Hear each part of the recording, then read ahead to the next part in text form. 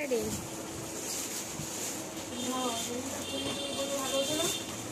বললাম তোমার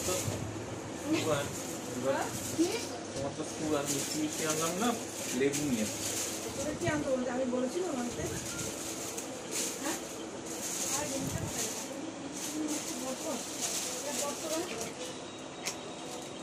তুমি আগে দাও, তোমার গিফটটা আগে তুমি দাও না, আগে তোমারটা দাও।